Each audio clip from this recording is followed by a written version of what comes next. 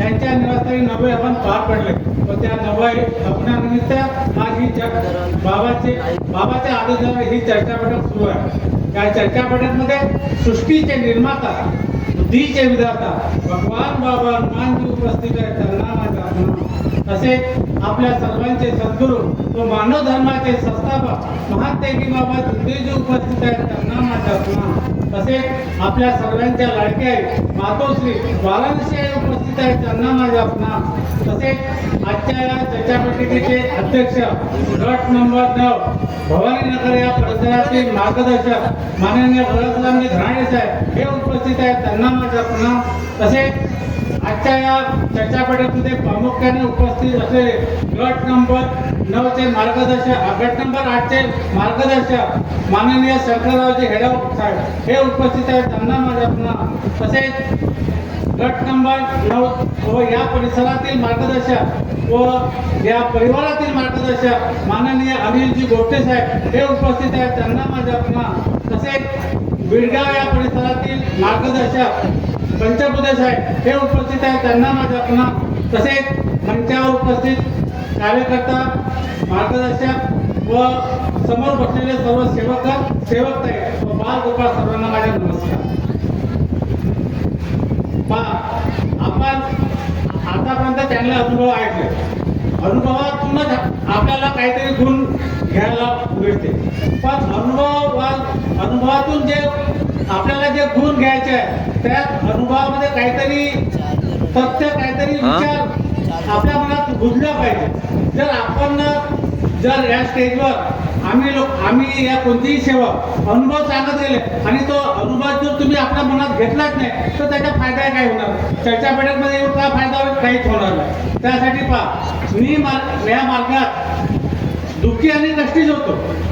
कष्टामुळेच ह्या मार्गात मी आलो. आपणही जसे दुःखी होतो तसेच मी पण ह्या मार्गात दुःखी चाललो. मी मार्गात येण्याच्या अगोदर व मार्गात आल्यानंतर मी थोडक्यातच आपला अनुभव सांगणार आहे. मार्गाच्या अगोदर मी फार दुःखी होतो. दुःखी असा होतो, माझा परिवार खूप मोठा होता आणि परिपूर्ण होता. अशा परिस्थितीत माझ्या लग्न झालं. लग्नानंतर मला एक मुलगी झाली आणि मुलगी झाल्याच्या नंतर एका वर्षातच माझ्या परिवारात आमच्यात म्हणजे कलश आला आणि त्या कलशामुळे मी त्या घरातून माझ्या पत्नी आणि मुलीसोबत बाहेर पडलो. मकान छोटं नव्हतं, मकान पुष्कळ मोठं होतं. माझ्या राहण्यात टेलिफोन एक्सचेंज चौकात जवी दवाखान्याच्या समोर एक खूप मोठी बिल्डिंग होती आणि त्या माझ्या परिवारात 32 रूम म्हणजे अशी मोठी बिल्डिंग होती. पण तरीही मी घर का सोडलं? घर सोडायचं कारण होतं, घर ह्यासाठी सोडलं मी का माझ्या लहान भावाची पत्नी तिने माझ्या घरवालीवर संशय केला.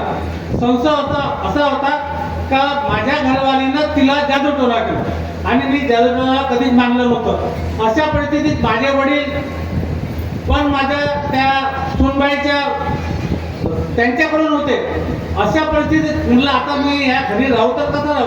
म्हणलं आपण ह्या घरी राहू शकत नाही. म्हणलं जे होईल ते पाहू. मला काही नोकरी वगैरे नव्हती.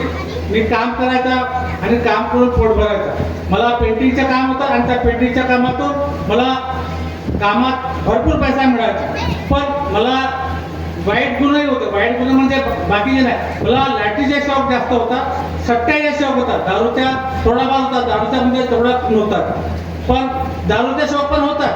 अशा परिस्थितीत मी घरून बाहेर पडलो आणि घरून पडताना मला आता म्हटलं घरून बाहेर निघलो, बाहेर जर नोकरी नाही भेटली तर मला आपण काय करायचं? तर मी माझा जो पुराणा मालक होता त्यांच्या घरी गेलो आणि त्यांना पहिल्यांदा कबूल केलं. म्हटलं इकडे राहायला येतो.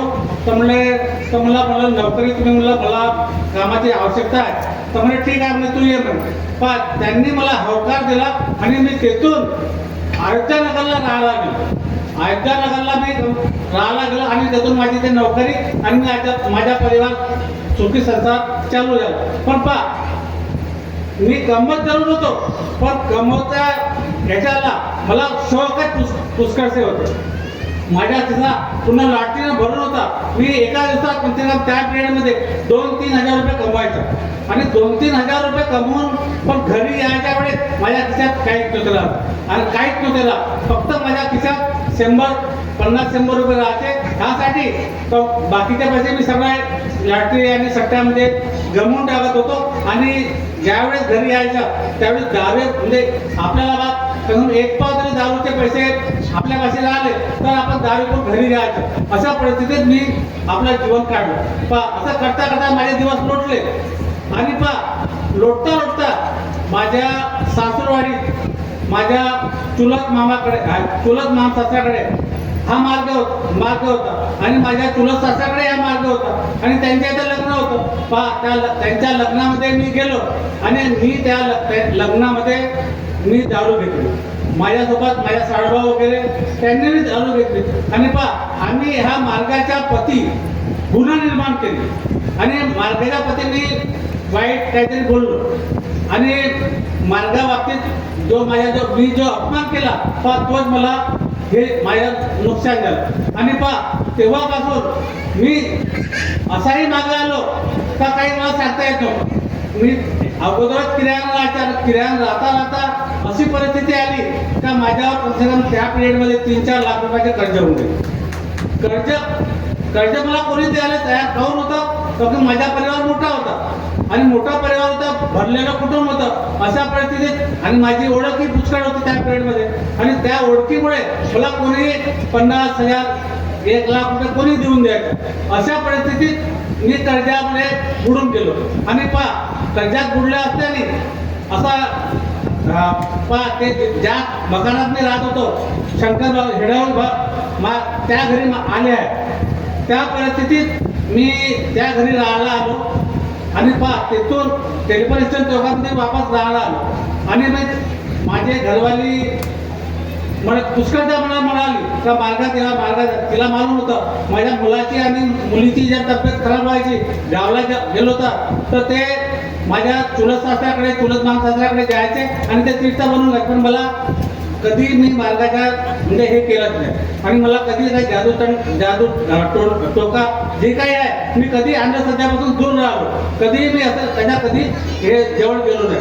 अशा परिस्थितीत माझ्या घरवालीला वाटलं का हे मार्गात आले पाहिजे पण मी मार्गाच्या दूर राहिलो. पण असं करता करता माझ्यावर कमसे कम 3-4 लाख रुपयाचं कर्ज झालं आणि मी किरायाच्या माझ्या घरी खायला नाही, माझ्या मुलाच्या शाळेला फीस नाही, पण फीस म्हणजे माझ्या स्वतःच्या कुटुंबातली शाळा होती त्यामुळे माझ्या मुलीचे ॲडमिशन असेच झाले होते. पण अशा परिस्थितीत माझा जो लहान मुलगा होता त्याला लहानपणी कमसम तो 3री-4थ्या वर्गात गेला तरी त्याला बोलता येत नव्हतं. पण भगवंताची कृपा कशी झाली आणि माझ्या घरच्या लोकांनी मला ह्या मार्गात यासाठी असा प्रयत्न म्हणजे तिने कधी अगरबत्ती वगैरे नाही लावली, कधीच नाही लावली. पण अशा परिस्थितीत तिला मी म्हटलं ठीक आहे आपलं सगळं कार्यक्रम बरोबर होईल. मी म्हटलं रामटे करून येतो आणि मला कमसे कम तो मला 100-200 रुपये दे. मला आता आखरीचे 200 रुपये दे आणि मी म्हटलं रामटे करून येतो. रामटे करून आल्यानंतर मला का करायचं आहे मी ते सांगतो म्हटलं. पण आम्ही रामटेकला गेलो त्याला 3-4 दिवस तसेच दारू पेलं तसेच राहिलो. तिकडून मला काही पैसे मिळाले, वापस आलो. रात्री माझी कंडिशन अशी होती त्या मकानाची का मी त्या मकानात तुमचं 2 वर्ष मकानाचं असं कंपाऊंड होतं. त्या कंपाऊंडच्या आतमध्ये वरतं माझं राहणं होतं, खाली घरमालक होता, असं कंपाऊंड होतं आणि त्या कंपाऊंडच्या मी रात्री कमसे कम 12-12:30-1च्या नंतरच घरी यायचं आणि सकाळी 4 वाजता घरातून तो कंपाऊंड वॉल कुदून मी बाहेर जायचा. कमसे कम मी असे 2 वर्ष काढले. त्या पिरियडमध्ये माझी अशी परिस्थिती होती का मी आता सांगता येत नव्हतं पण तरी मी ते दिवस काढले. पण भगवंताजवळ मी हात पसरला नाही पण माझ्या घरच्या लोकांना अनुभव होता आणि त्यांनी भगवंताजवळ कधी विनंती केली असत आणि त्यांच्या विनंतीत मी रामटेकला गेलो आणि तिकडून आलो. रात्री 1 वाजता मी घरी आलो. घरचे लोक सगळे दरांवरून गेले होते. म्हणे नाही म्हणे आता एक तुम्ही राहा म्हणे नाही तर मी राहतो मी इथून वरतून उडी मारतो म्हणे हे तुमचे मुलं पहा म्हणे तुम्ही पहा म्हणे. तुम्ही म्हटलं नाही थांब म्हटलं उद्या आपण सकाळीच मार्गावर जाऊ. मला मार्गाच्या रूपरेषा मालूम होती पण मला म्हणजे त्याच्यात काही रस नाही असं मला वाटतं. मी म्हटलं एका अगरबत्तीवर का भेटणार आहे? मी म्हटलं काही भेटणार नाही म्हणजे तुम्ही चला तर. मी म्हटलं काही नाही भेटणार. तरी मी त्यावेळेस रात्री आलो आणि तिनं मला म्हटलं, म्हणजे मी तिला म्हटलं तू काही रागावू नको, तू कुदू नको, तू काही नको करू. म्हणलं उद्या सकाळी उठून आपण मार्गात जाऊ. म्हटलं आपण माझा एक साडवा होता आपला नवापुरामध्ये नाकाड्यामध्ये, त्यांच्याकडे जाऊन म्हटलं, तिथून त्यांच्याकडे म्हटलं राऊत गुरुजीकडे जाऊ. पहा अशा परिस्थितीत मी सकाळी घरीच थांबतो. पहा कशी आणि माया कशी आहे. मी जो रोज सकाळी 4 वाजता घरून पडायचा आणि रात्री 1 वाजता यायचा, अशा परिस्थितीत मी त्या दिवशी आणि सकाळी घरीच थांबतो. पहा 9 वाजले तरी घरी कोणी माझ्यावर जर कर्ज होतं, कोणी कर्जदार माझ्या घरी आला नाही. पहा भगवंताची कृपा म्हणा किती मोठी आहे. आणि पहा त्या मी 9-9:30 वाजता मी त्या नवापुरात गेलो माझ्या साडवाकडे. तिथून मी राऊत गुरुजीकडे गेलो आणि राऊत गुरुजींनी मला सांगितलं, म्हणजे का? मी म्हटलं असाची म्हणजे तू का करते? म्हटलं काही नाही. म्हटलं पेंटिंगचं काम. म्हणजे तू इतकं चांगलं काम करते ना, असं म्हणे तू सांग तू कधी दलित राहू शकत नाही, फक्त तू म्हणे सत्य माझ्या प्रेमाचं हे कर म्हणे. मी म्हटलं ठीक आहे. म्हटलं मार्गात तर म्हटलं ठीक आहे. पहा त्या पिरियडमध्ये मी आपल्या गुरुजीकडून नवापुरात आलो आणि तिथून मला भवनाती द्यायला माझ्याजवळ पैसे नव्हते आणि टिमकीला द्यायला माझ्याजवळ पैसे नव्हते. गुरुजीने सांगितलं होतं, म्हणजे तू पहिले भवनात जा, भवनातून पुस्तक घे आणि म्हणजे टिमकीत जा, टिमकीतून म्हणे ये, मग आपल्या उद्यापासून कार्य चालू करणार. मी म्हटलं पण माझ्याजवळ पैसेच नव्हते, पुस्तक घ्यायला पैसे नव्हते, ज्याला म्हणजे मला ना सायकल होती ना काही होतं ना काही होतं. अशा परिस्थितीत पहा भगवंता कसं योग देतो. म्हणलं तर माझ्या साडेबापासून मी 200 रुपये घेतले. मी म्हटलं मी म्हटलं 200 रुपये द्या. मी म्हटलं 2-4 दिवसानंतर 8 दिवसात वापस देऊन दिलं. त्यांना असं वाटलं हा म्हणजे आता मार्गात येऊन आला, हा सुरत आहे, तर त्यांनी मला 200 रुपये दिले आणि मी पहा त्या 200 रुपयात 100 म्हणजे 10 रुपयाची 2 रुपयाची त्यावेळी पुस्तक होती, 2 रुपयाचं स्टिकर होतं, ते घेतलं. तिथून मी भवनातून घेतलं आणि तिथून मी टिमकीला निघालो. टिमकीतून आम्ही पायी बोलूबा आपला गांधीबागपर्यंत आलो. तिथून बसनी टेलिफोन चौकला होतो आणि घरी आलो.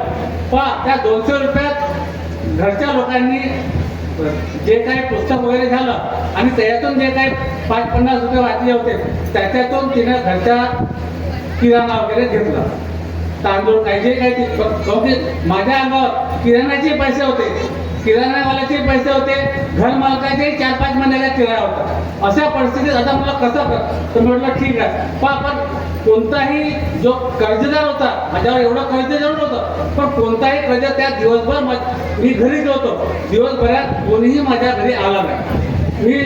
आणि दुसऱ्या दिवशी मी सकाळी पहाटे 5 वाजता उठून मी भगवंताची विनंती केली आणि भगवंताला आपलं सांगितलं.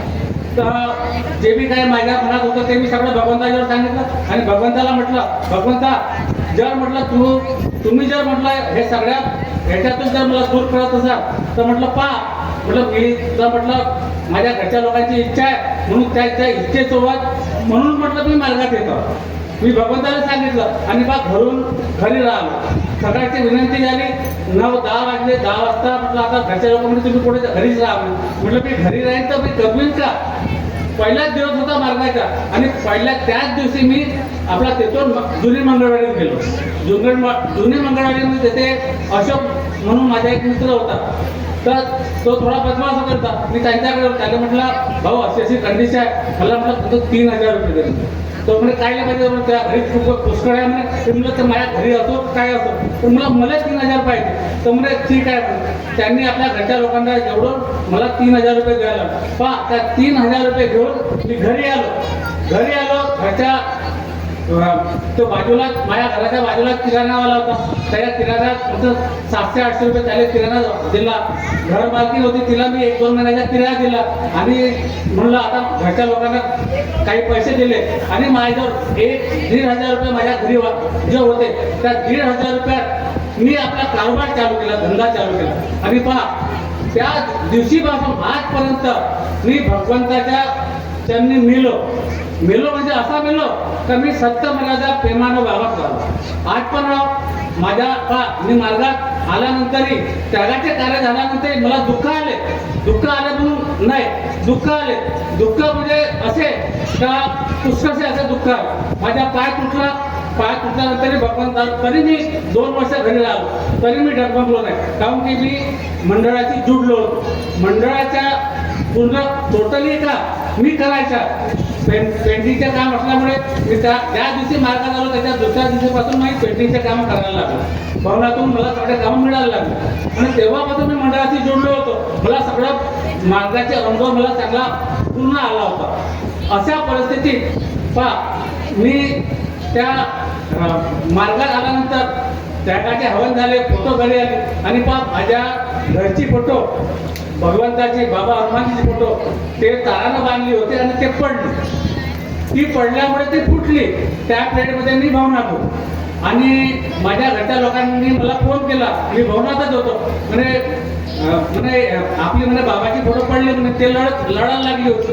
मी म्हटलं काय झालं माहीत नाही म्हणे, इथून हवा आला म्हणे आणि हव्याने ते फोटो पडले. मी म्हटलं ठीक आहे. तर माझ्यासोबत त्या पिरियडमध्ये संचालक होते वाघमारे साहेब, संजूजी वाघमारे. ते म्हणजे काय झालं मला असं झालं.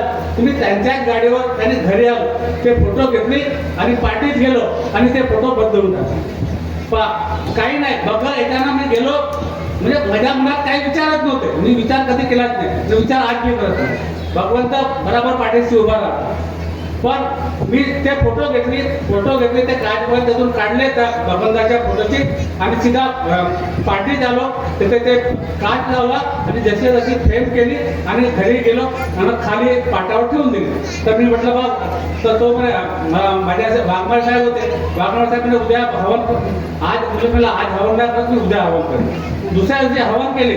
पण काही दिवसानंतर जसं अजून चांगली परिस्थिती झाली आणि माझ्या काम होतं पेंटिंगचं असल्यामुळे माझ्या फ्लॅट बोर्डाचे काम होतं. अशा परिस्थितीत दुःख कसं येते आणि मी त्या पेडमध्ये बिअर बारचं काम घेतलं. पुन्हा दारूच्या कंपन्याचं काम माझ्याकडे होतं आणि दारूच्या कंपन्याचं काम असल्यामुळे माझ्या घराच्या समोर मैदान होतं आणि पूर्ण होता ते दारूचे बोर्ड माझ्या घराच्या समोर उभे राहायचे आणि असे लागून अशा परिस्थितीत माझ्या म्हणजे सेवक लोकांनी कोणी काही म्हटलं नाही. पण तिथं त्या लोकांनी मला म्हटलं म्हणजे तुमच्या घरी म्हणजे घराच्या समोर पाठी लावून आहे म्हणजे दारू पिऊन येऊ नये आणि म्हणजे तुम्ही हे मोठमोठे बोर्ड म्हणजे तुम्ही दारूचे लावून आहे म्हणजे तयार करून राहिले. तुम्ही म्हटलं नाही बा हे आमचं काम आहे. म्हणलं आम्ही आपलं काम करतो. म्हणलं त्याच्याशी आमच्याशी काही म्हणलं पैसा जे कमवायचा तर म्हणलं आम्ही हे का तेच परिस्थिती मी त्यांना म्हटलं आणि दुसऱ्या दिवशी मी अकोल्याला गेलो आणि माझा ॲक्सिडेंट असा झाला तर माझा हा पाय पुन्हा 2 ठिकाणी तुटला आणि असा तुटला असताना मी त्याच पिरियडमध्ये तो आपला हात तेथून अकोल्यातून त्याच गाडीमध्ये वापस येऊन पूर्ण हात म्हणजे आपला तो पाय हातात घेऊन मी नागपूरला आलो आणि रात्री घरी आलो असताना घरी माझ्या घरचे परिवाराचे लोक सासरी गेले होते. घरीच कोणीच नाही. बाजूला घरच्या लोकांनी चाबी ठेवली होती. मी तिथून चाबी घेतली आणि माझ्यासोबत जे असताना मुलं होते त्यांनी दार खोललं आणि मला तिथं अंदर टाकून दिलं आणि ते आपापल्या घरी गेले. पण मी इतकं दुखत होतं तर मी बसल्या इकडे लढतही होतो आणि माझा पाय असा फुलत गेला. अशा परिस्थितीत मी आपल्या लहान भावाला फोन केला, मोठ्या भावाला फोन केला आणि ते आले. ते इतरांमध्ये होते पण ते आले आणि माझ्या मोठ्या पुतण्या आला. त्यांनी मला सकाळी कमसे कम 6 वाजता देवघरी हॉस्पिटल राजबाग येथे घेऊन गेले आणि माझ्या ते प्लास्टर लागलं आणि प्लास्टर लागल्यानंतर मी ते प्लास्टर 2-3 महिने राहिलो. पण भगवंताच्या तरी पण मी भवनात जायचं. पण मला चालता फिरता येतच नव्हतं. पण माझी मुलगी मोठी झाली होती आणि ते मला घेऊन जात होते गाडीवर. अशा परिस्थितीत तिथं भगवंताने काय योग दिला. त्याच पिरियडमध्ये मंडळाचे संचालक त्या पिरियड म्हटले वाघ साहेब अध्यक्ष असताना आपला वाघमारे साहेब हे संचालक होते, ते माझ्या घरी मंडळाची गाडी घेऊन आले आणि त्यांनी म्हटलं बावनकुळेचं म्हणजे तुम्ही घरी बसल्या म्हटलं का करता? मी म्हटलं साहेब काही नाही. म्हटलं तर म्हटलं आता करू का? मी म्हटलं आता माझ्या म्हटलं पाय तुटला आणि म्हटलं आता मी म्हटलं काहीतरी काम म्हटलं काही होणार नाही. तर म्हणजे नाही म्हणजे तुम्ही चाला म्हणे, आपण म्हणे त्याचं म्हणे मी फोटो आणले आहे म्हणे, ते भगवंताचे भगवान बाबा हनुमानजी फोटो म्हणजे तयार करायचे म्हणे, तुम्ही भवनात चाला.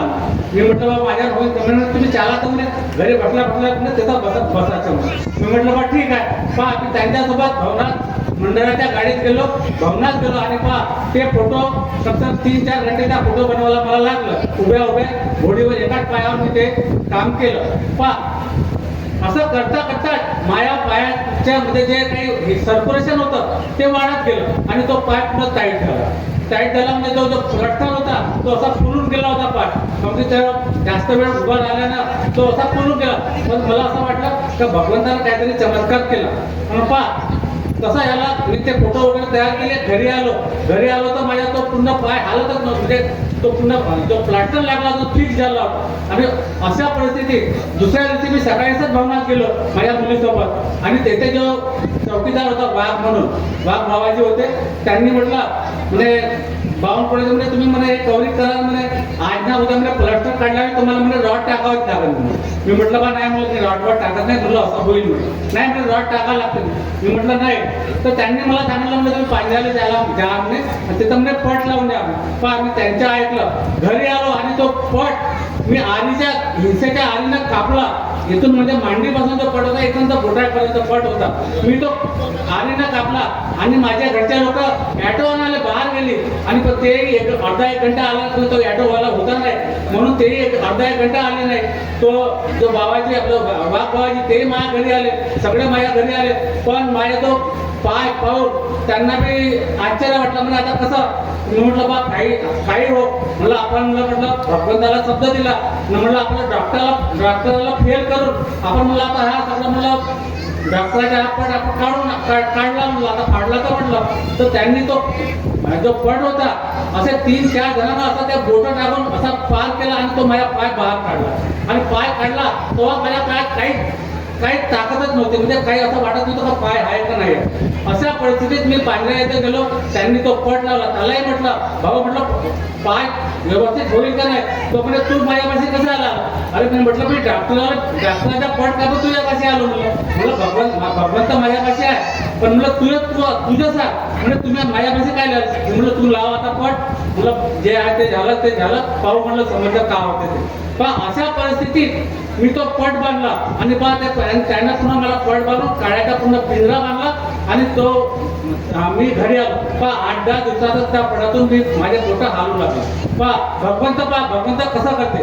आणि अशा परिस्थितीत माझे 2-3 कसं 1-1.5 वर्ष मी घरीच राहिलो. पण भगवंता अशी कृपा करते. भगवंत जितकं दुःखात तुम्ही आले, दुःखात जर तुम्ही भटकले तर तुमचं नुकसान होईल. जर दुःखात आले आणि दुःखात भटकले नाही तर भगवंता त्या चरणी जर तुम्ही मेले त्या तत्वतील शब्दावर 5 नियमाच्या भरोश्यावर जर तुम्ही राहिले तर भगवंता बिलकुल त्याच्यावर चांगल्या प्रकारे तुम्हाला प्रगती करतो. असंच माझ्या झालं. पाय तुटला सगळं काय झालं. मी 1.5 वर्ष घरी राहिलो. पाय त्या पटाने चांगला झाला. मी थोडासा चालू फिरू लागलो. अशा परिस्थितीत म्हणलं आता कसं करायचं. तर म्हटलं आता बाहेरगावचं काम करणं बंद करायचं. आणि म्हणलं आता आपण म्हणलं एकच जागा घ्यायची. म्हणलं आता इथं पुढे छोटी मोठी दुकान द्यायची. अशा परिस्थितीत भगवंताला त्या कसा योग आपले सेवक आपल्या कामात आले. अशा परिस्थितीमध्ये HP टाऊनमध्ये मी एक कमरा पाहिला पण तो कमरा किराणा पाहिला पण त्याचं काही माझे ते जमलं नाही. अशा परिस्थितीत आपल्या मंडळाचे संचालक कळंबे साहेब यांचा कमरा होता. पण त्यांना मालूम झालं की बा मी कमरा पाहतो तर आम्ही दोघं तिला म्हणून तो कमरा पाहायचा ठरवला. पण ते 2 जण हटले. मी एकटा राहिलो. तर त्या पिरियडमध्ये आमच्या कळंबे साहेबांसोबत बोलणं झालं होतं. पण ते हटल्यानंतर मग मी काही गेलो नाही त्यांच्याकडे. मी म्हटलं बा एवढा किराया काही आपल्याला झपणार नाही तर मी काही गेलो नाही. पण कळंबे साहेबांनी त्यांनी मला बोलावलं आणि म्हणे बावनकुळेचे म्हणजे तुम्ही काऊन दुकान चालू करत नाही म्हणलं असं आहे, म्हणलं मी त्या तुमच्या किराया तुम्हाला देऊ शकत नाही. म्हणजे तुम्हाला जे द्यायचं आहे ते द्या म्हणे, नाही द्यायचं आहे तरी नको द्या म्हणे, पण हे तुम्ही चाबी घ्या म्हणे आणि उद्यापासून तुम्ही दुकान खोला म्हणे. तुम्हाला जे काय करायचं आहे म्हणे त्या दुकानात तुम्ही करा म्हणे. माझी अशानंतर म्हणजे माझी दुकान तुमच्याकडे 8-10 वर्षापासून मी घेतली आहे म्हणे, कधी आजपर्यंत ते खोलली नाही म्हणे. तर तुमच्या हातानं तुम्ही चालू करा म्हणे. पहा, आणि त्यांनी मला फुकटात म्हणजे बगर अडवान्स देता मला त्यांनी चाबी दिली आणि चाबी दिली असताना मी ते दुकान चालू केली. धीरे धीरे त्या दुकानात थोडासा काही जास्त म्हणजे काम येऊ लागलं. पण अशा परिस्थितीत मला माझा जो काम धंदा वाढवायचा होता, अशा परिस्थितीत मी माझ्या म्हणजे सेवकांनी मला साथ दिला आणि त्यात कैलास लांजेवार यांनी मला सपोर्ट केला आणि आम्ही दोघांनी मिळून विद्यासागर ॲडव्हर्टायझिंग ह्या नावाची फर्म खोलली. पहा, भगवंत कसा देतो, एक जुडून राहते, भगवंत बरोबर देते. तुम्ही जर सत्य मर्यादा प्रेमानं 4 तत्व 3 शब्द आणि 5 नियमाच्या ह्याच्यामध्ये वागले तर भगवंत देते. काही नाही, भगवंतापाशी काही कमी नाही. पण आपण जर 4 तत्व 3 शब्दांवर राहिलो तर, पण भगवंताजवळ सत्याने जर तुम्ही वागले तर भगवंत तुमच्यापाशी कधी सत्यामध्ये परमात्मा आहे. म्हणून आपण सगळे सत्य मर्यादा प्रेमाने वागा. मी वागेल एवढे बोलून मी आजचे 2 शब्द समाप्त करतो. सर्वांना माझ्या नमस्कार. धन्यवाद बावनकुळे साहेब. आपण आपल्या